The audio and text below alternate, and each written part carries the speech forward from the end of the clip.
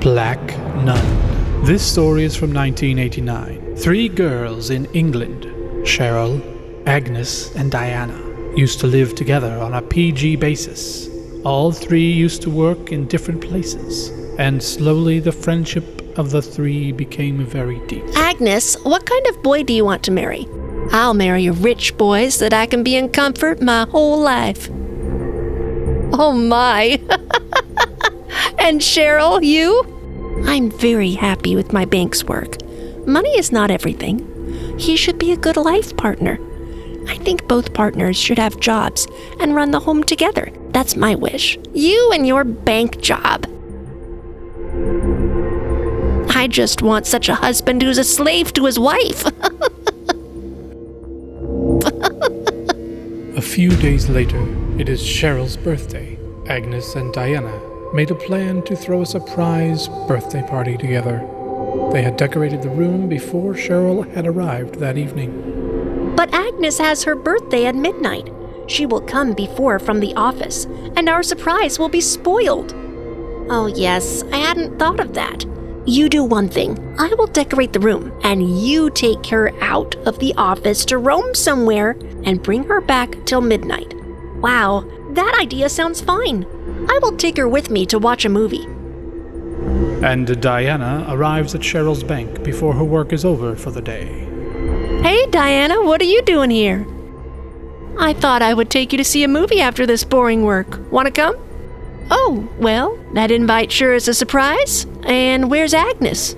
I don't know where she's at today, but both of us can go and watch a movie. And thus, Diana makes an excuse to her friend's boss, and she takes her friend Cheryl to the movie. All the while, Agnes is preparing a surprise birthday party for her. Both are returning home after watching a movie late that evening. The movie was very good, Diana. Thank you.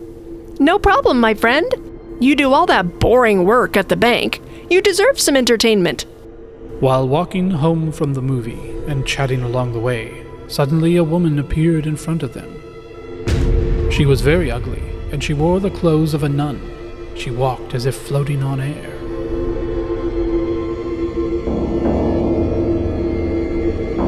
Cheryl and Agnes were shocked at this mysterious woman that suddenly appeared in front of them. Who are you? Diana stands behind Cheryl. She doesn't want to approach further due to the fear. Have you seen my brother Peter? Peter? Who's he? I don't know any Peter. You work at Bank of England, don't you? Yes. And yet you don't know Peter? He's my brother. Where is he? Come on, Cheryl. Let's go. Don't answer her. I think she's crazy. Let's leave. You know my brother Peter. He used to work in the Bank of England, too. I don't know. I have no idea who he is. You don't know then? And the nun starts walking forward, screaming, and clutches Cheryl's neck.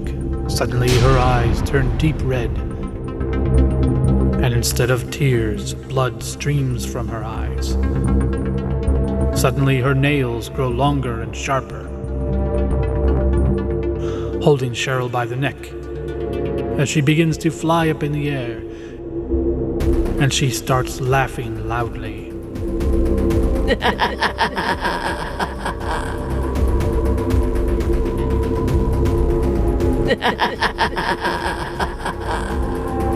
Diana turns away after watching this nightmare unfold before her. Leave, my friend. Leave.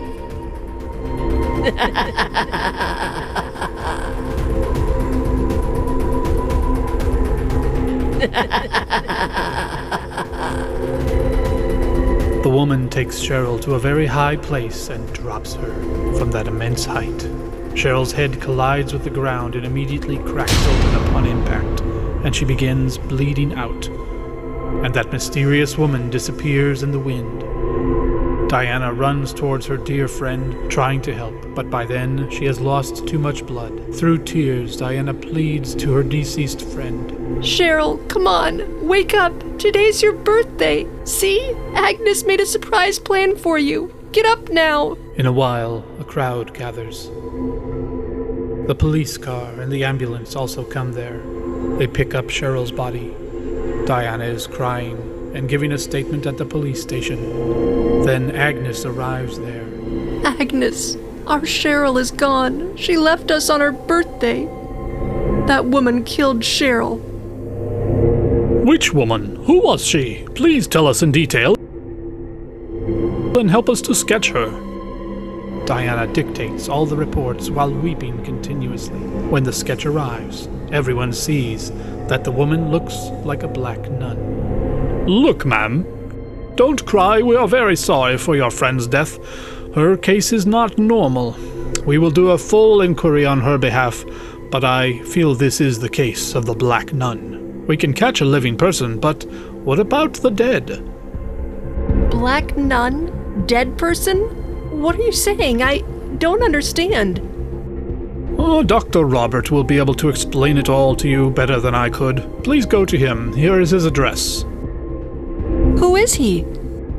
He is a paranormal activity expert and is currently researching the Black Nun. What are paranormal activists?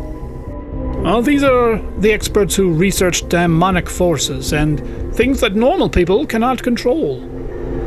Both Diana and Agnes come to meet Dr. Robert the next day by making an appointment in advance. They see that his room is very bright, and strange machinery was set up. There is also a pentagram in the corner, and the doctor was sitting beside it. Welcome, Diana and Agnes. How are you? Do you know us? Yes, the inspector told me all about you. I will also research Cheryl's case. Have you brought the photo? Yes. Robert puts her photo in the middle of the pentagram, and he keeps watching it carefully. Robert starts mumbling quiet to himself. My suspicion was right. This is the work of the Black Nun, and I'm so very sorry your friend fell prey to her. Now, nothing can be done. But why? Who? Or what? Punishment can be given to those who are normal human beings, but the Black Nun is a spirit. Many years ago, in a village, two siblings, Sarah Whitefield and Peter, used to live happily. Peter found a good job in the city of the Bank of England. Sarah, I got a new job, and now I have to go to the city. But don't worry about me. I will keep sending you money, and I will also keep coming to visit you. Peter comes to town and starts his new job at the bank. Initially, he works honestly, but slowly, he gets addicted to earning quick money and starts betting the bank's money. I will become a very rich man one day. But the matter of Peter's fraud reaches the top of the management team, and he is handed over to the police. The case goes on for many days, and British law sentences him to death. And Peter is killed.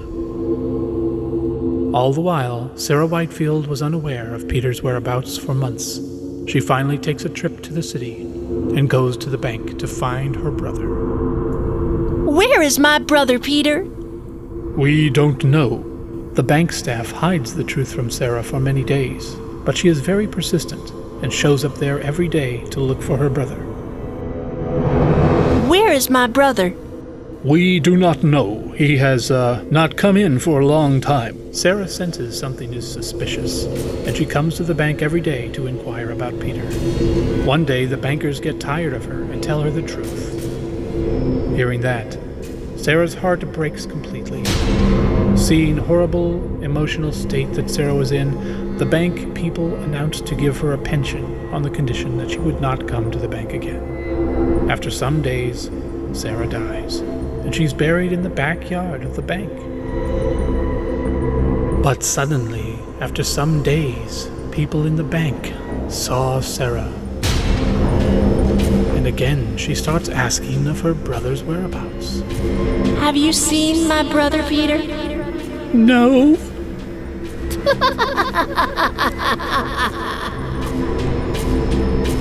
And Sarah converts into a black nun. Whoever answers her questions, she kills them in anger by smashing their head on the ground.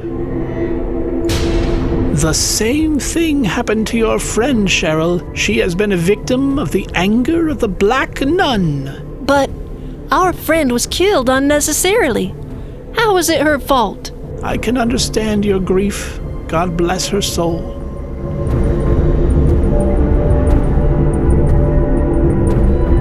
And a few days later, on the same path, the Black Nun again kills another person, and she continues to be the cause of fear in the city, even today. The end.